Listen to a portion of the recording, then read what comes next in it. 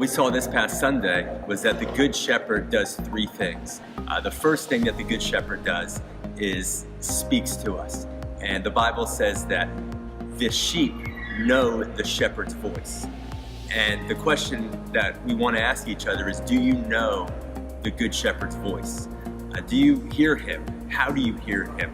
With so much noise and so much going on in life, it can be very difficult to hear the voice of God. But he's speaking to us, and a lot of times the ways he speaks to us is through his word. And we have to be able to identify whether it's the thief talking or whether it's the Good Shepherd. And one of the best ways to do that is realizing that the Good Shepherd will never condemn you. The Good Shepherd is never that voice that tells you that you're a failure, tells you that you should be ashamed and embarrassed. No, that's the thief that's talking. What we talked about on Sunday was that the thief knows your name but calls you by your sin. But the Good Shepherd knows your sin and calls you by your name. And that's so important to understand and be able to hear the Good Shepherd's voice, because as you follow him, you could be in the darkest world. You could be surrounded by so much chaos. But if you're with the Good Shepherd, he'll be able to lead you out. The second thing we looked at is that the Good Shepherd shears. The interesting thing about sheep is that they don't shed. And I feel like that's the same case with us, because we're compared to sheep in this passage. That's what Jesus is saying, that we are the sheep. And we need to be able to let our Good Shepherd shear all that extra wool, all that residue from our old life that sometimes just grows on us, and it attracts flies, and it gets us stuck in obstacles that we should be able to slip right through.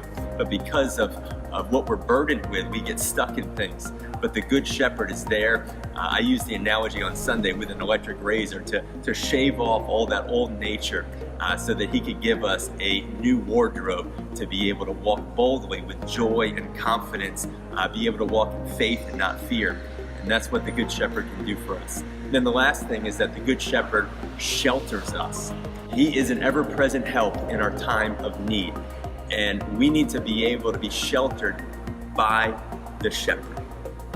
And in Bible days, when they would find shelter for the sheep, they wouldn't be in a city, or they wouldn't be in a place that had an actual gate. But the shepherd would actually build a sheep pen in the wilderness, and there would be like a little opening, and that would be the place where the shepherd would literally lay down in that weak place, in that opening. And we see that in that passage as Jesus says, "I am the Good Shepherd who lays down his life for his sheep." And Jesus did just that as he laid down his life for us. And when you find the Good Shepherd, you're able to find a voice that will lead you. You're able to find a Good Shepherd that can shave all that old nastiness from our past off. And then lastly, he is a shelter in our time of need. Great reference that I encourage you to read is Psalm 91 as we hear about what this shelter is able to give us. So I hope you enjoy this life group. I hope you have great discussion, and we look forward to seeing you this Sunday at Shore Christian Church. Love you all. God bless.